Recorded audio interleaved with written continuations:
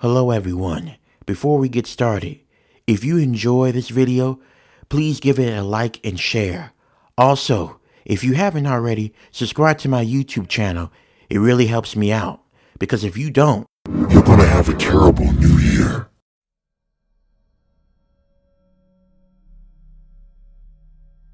I was in shock. I couldn't believe that kid was gone, or if that was the kid that was missing in the first place. If you're wondering what I'm talking about, it's something that had happened to me while I was serving as a police officer. I'm retired now, but I was on the force for about 35 years, and I have encountered weird people before and lots of sketchy, colorful people when I had to arrest them. But this one was something that really takes the cake, and it's something that really kind of baffles me, and there's no logical way to answer to this, and I wouldn't be able to know what happened until about 2 decades later, and it might explain the things that had happened. My name is Danny, and I'm 65 years old. This happened back in 1992. I was a part of the police force for 2 years at that point, and I was driving, just patrolling, making sure everything was alright in the area that I was stationed to patrol. That's when I saw something. I saw something that wasn't right. There was a little boy. He looked to be about 6 years old, maybe a little younger. He was walking around outside by himself in the street. Now, to give you context, it was late at night. It was around 11:30 p.m. and it was very cold as well. Matter of fact, it was actually freezing. If I had to remember, the temperature was near 0 degrees, and it was windy as well, so I know it felt more colder. And that little boy, he had nothing but a muscle shirt on and shorts on. I quickly drove by the boy and I stopped to block him, and I got out and I asked him, "Hey, little boy, are you alright? Why are you out here by yourself? Where's your mom? Where's your dad at?" I asked him, but he just looked up at me, and he had this blank expression, like there was no emotions running through him. He just looked at me, but it looked like he was staring right through me. It seemed weird. "Here, follow me. I'm gonna let you sit inside my car, okay? It's much warmer in there," I told the little boy as I took him and put him inside the police car, and I even went and got a blanket for him inside the trunk, and I put that on him so he could stay warm. And then I made a report through my radio, letting someone know that I found a little boy and he was wandering around in the streets. That's when I got a report that was saying that there was a boy who was about 6 years old who went missing about 3 days ago. The parents were trying to look for him, and when they mentioned the boy's appearance that went missing, it matched it with this kid. So I took him down to the station, and when I got there, the chief, my boss at the time, took him in the interrogation room and talked to him and to see if they could try to get some information on where his parents were so they can take him home. As I looked at the picture of the missing kid, it was a match. This was the kid that was reported missing 6 weeks ago. So after my department got all the information, my chief made me responsible for taking the kid home. And so that's what I done. As I was taking the kid home, I tried talking to him again, but he never said anything. He just looked it straight ahead. It seemed abnormal. And as I was about to take that kid home, that's when something really strange had happened. Something that was so unsettling.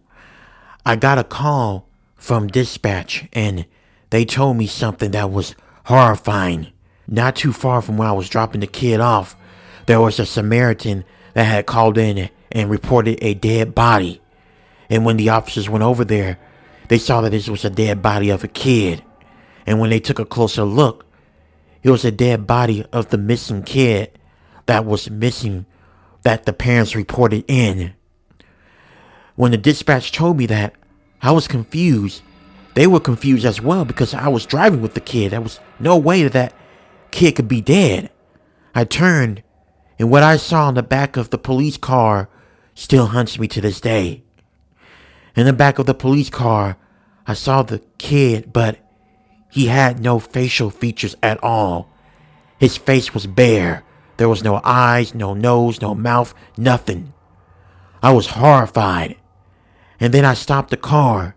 And then, whatever this was, opened the car door and just ran super fast. I tried to get out and chase after whatever it was, but it was long gone. It was horrifying and I didn't know what happened, but I know what I saw and I didn't imagine it. I got back to the police station, and once they done the autopsy and had the DNA test returned, they confirmed that it was indeed the little boy that had went missing. He was dead.